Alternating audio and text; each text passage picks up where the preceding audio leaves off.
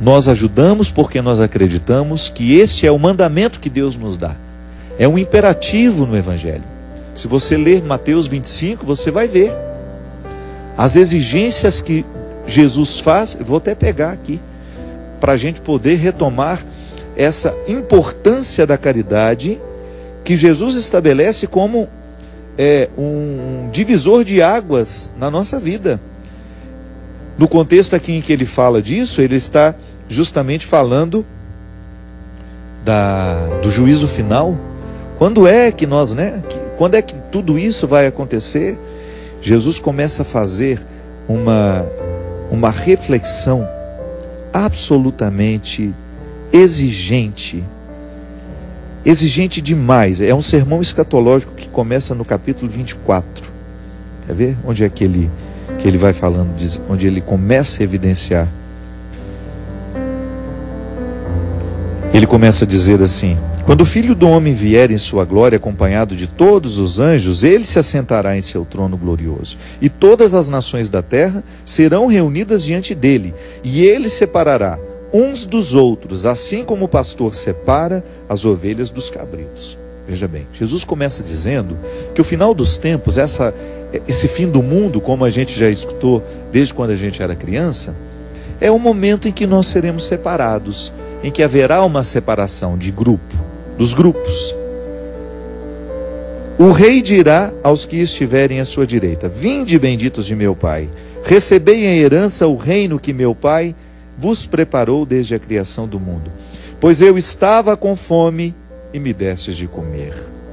Eu estava com sede e me destes de beber. Eu era forasteiro e me recebestes em sua casa. Eu estava nu e me vestistes. Eu estava doente e cuidastes de mim. Na prisão fostes me visitar. Então os justos lhe perguntarão: Senhor, quando foi que te vimos com fome e te demos de comer, com sede e te demos de beber? Quando foi que te vimos como forasteiro e te recebemos em nossa casa, sem roupa e te vestimos? Quando foi que te vimos doente ou preso e fomos te visitar? Então o rei lhes responderá: em verdade eu vos digo, todas as vezes que fizestes isso a um destes mais pequenos, mais necessitados, que são meus irmãos, foi a mim que o fizestes. Isso aqui é revolucionário. Isso aqui arranca todas as nossas máscaras, desmorona as nossas estruturas. Nós que muitas vezes vivemos um cristianismo de fachada, que nos descompromete com a caridade, que nos faz o tempo todo gritar a doutrina, e gritar a doutrina nas praças públicas. Nós que muitas vezes temos uma tendência a virar quase que a fazer um movimento de cruzadas para defender os lugares santos, as ideias santas. Sim, não tem nenhum problema a gente defender as nossas ideias e os nossos espaços santos. Mas você não se esqueça que Jesus faz questão de identificar-se com o pobre.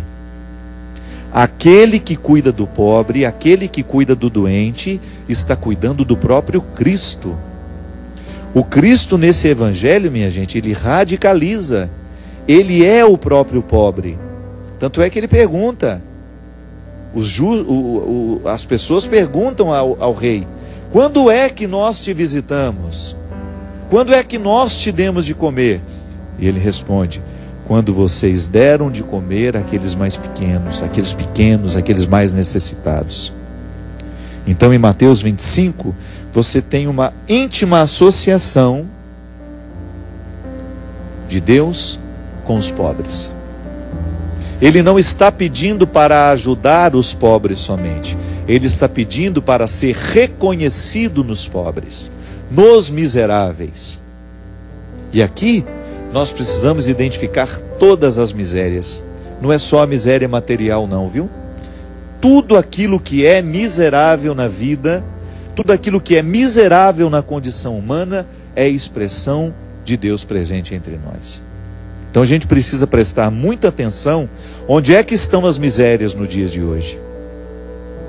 Quem são os miseráveis hoje que assumem este verdadeiro papel de serem o Cristo para nós. Quem são os crucificados do dia de hoje? Aí você começa a abrir os olhos para perceber que com essa sociedade modificada, nós precisamos ter muita coragem profética de caminhar na direção daqueles que são os Cristos de hoje. Os necessitados. A palavra é radical, minha gente. Quando eu identifico uma miséria humana ao meu redor, eu estou tendo naturalmente uma oportunidade de crescer na qualidade do meu cristianismo, de socorrer o outro com o meu amor, com a minha misericórdia, com todos os benefícios do Cristo em mim. Eu conclamo todas as forças do meu cristianismo para que eu tenha condições de realizar uma obra de caridade. Santo Agostinho já nos dizia isso. Nós não podemos oferecer ao outro aquilo que a gente não tem. E tudo aquilo que Deus nos pede, dizia ele, Ele já nos deu anteriormente. Então, se Ele me pede que eu ame o meu irmão, é porque Ele já me amou anteriormente e me deu uma reserva de amor para que eu tenha condições de oferecer ao outro. É por isso que o verdadeiro cristão não pode ter medo da miséria do mundo. Nós precisamos ter a coragem profética de enfrentar essa miséria e de poder oferecer aos miseráveis o abraço generoso, o abraço amoroso, porque muitas vezes nós somos teóricos da misericórdia. Basta ver a maneira como nós queremos defender as nossas ideias, quando nós nos sentimos atacados por alguém, como cristãos. É a mesma coisa que os muçulmanos estão fazendo lá. Desculpe-me, os muçulmanos não, aqueles radicais, porque nós não podemos julgar todos os muçulmanos no mesmo buraco, não. Existem muçulmanos altruístas, vivendo a sua pertença religiosa de maneira responsável. Eu estou falando daquele Estado Islâmico que não tem nenhum respeito pelo diferente, pelo ser humano diferente, pelo Estado Islâmico que está querendo dizimar todos os que são diferentes deles, por motivos religiosos. Quantas vezes nós também cometemos a mesma atrocidade? Não temos coragem de assumir a dimensão profética que o Cristo nos dá, que é justamente ter coragem de nos aproximar dos miseráveis. Outro dia, até quero conhecer mais de perto. Nós estávamos lá na Fundação Dom Couto, naquela tarde de autógrafo que nós tivemos, e uma senhora se aproximou de mim me dizendo: padre, nós fazemos um trabalho com os travestis. Nós somos um grupo de apoio para os travestis que trabalham na prostituição, ali na Dutra, nas mediações, até na região onde eu moro, quando a gente sobe ali para poder ir para a região dos sítios onde eu resido, ali está cheio de travestis. Você sabe que muitas vezes eu passava ali, ainda hoje eu passo, meu Deus, quem será que cuida dessas pessoas? Porque elas têm necessidades. Eu não estou falando de descer do carro, ir lá e falar para elas mudarem a vida delas, não estou falando disso não. Isso é um segundo momento. Eu estou falando das necessidades humanas. Essa semana mesmo, estava vendo um documentário na Globo, passando os travestis que utilizam o silicone industrial no corpo, que aquilo é uma bomba relógio. Em pouco tempo aquilo vai virar uma infecção. Por isso eles morrem tão cedo.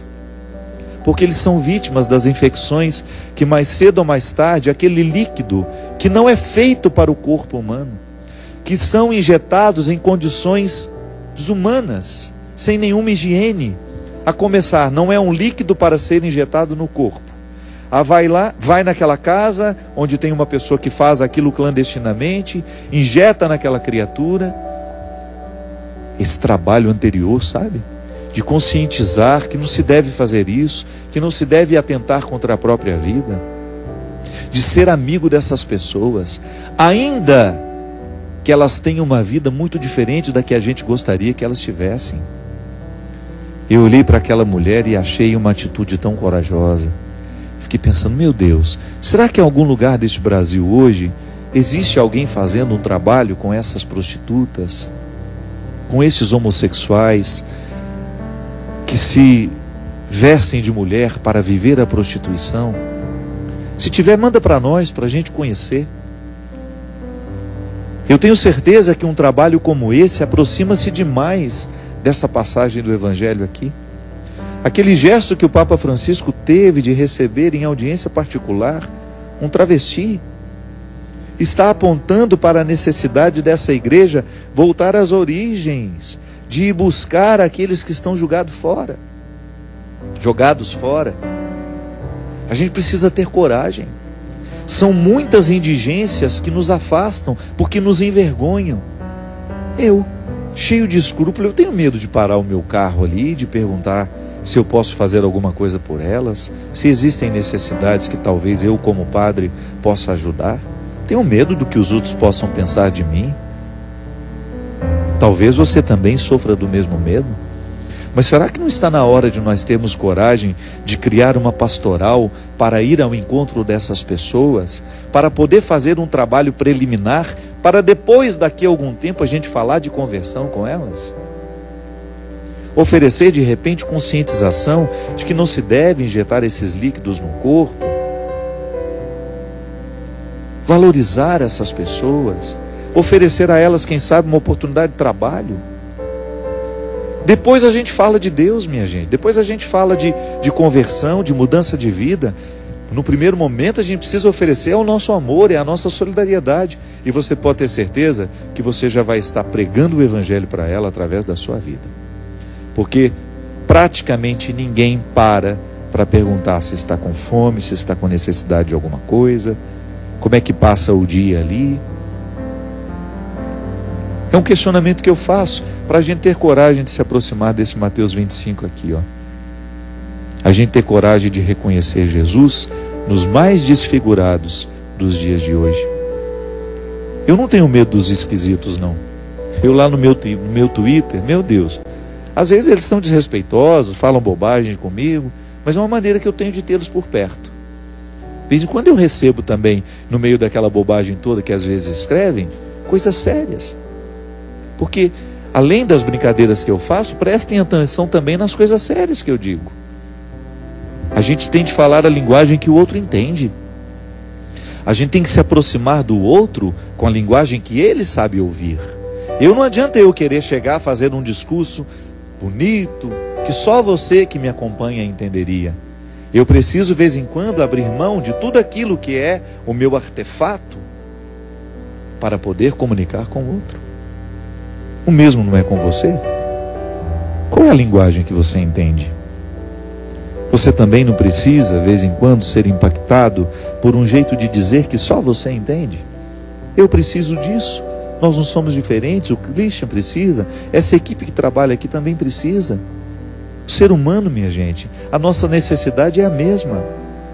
Nós precisamos de uma palavra que nos sensibilize, que faça a diferença na nossa vida, que nos faça pensar as nossas escolhas, que tenha coragem, que tenha possibilidade de penetrar o mais profundo da nossa consciência e de nos fazer perguntar se a vida que a gente está vivendo está sendo coerente com aquilo que Deus espera de mim, ou até mesmo com aquilo que eu sei que é importante. Essa vida é muito rara e o tempo não para. Não para em mim, não para para você. As decisões a gente faz enquanto o tempo anda. O tempo não vai parar para a gente poder decidir. O tempo não vai fazer uma pausa para a gente ter condições de escolher. Não.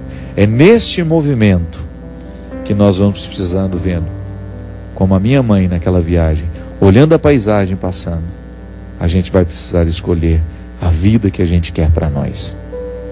E eu desejo do fundo do meu coração que as nossas escolhas estejam muito próximas das escolhas que Jesus nos sugere, de amar os que precisam ser amados, de buscar os que precisam ser buscados.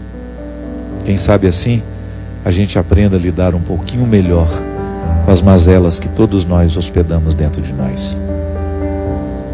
Derrame sobre nós a bênção e a proteção do céu, do Deus Todo-Poderoso, Pai, Filho e Espírito Santo. Amém. Até a semana que vem, se Deus quiser.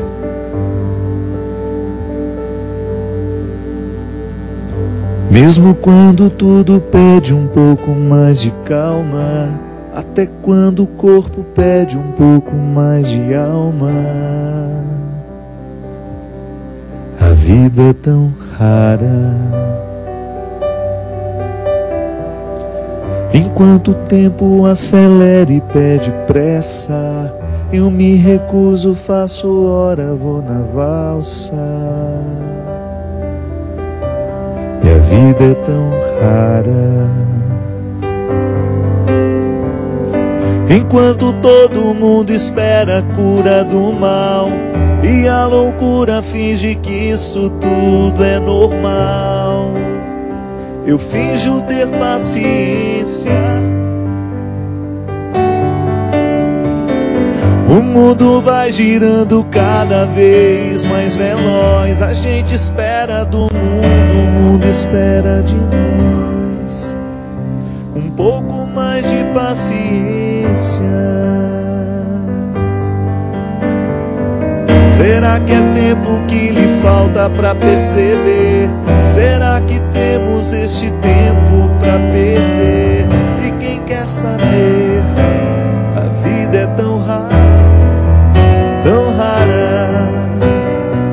Mesmo quando tudo pede um pouco mais de calma, até quando o corpo pede um pouco mais de alma. Eu sei, a vida não para. A vida não para.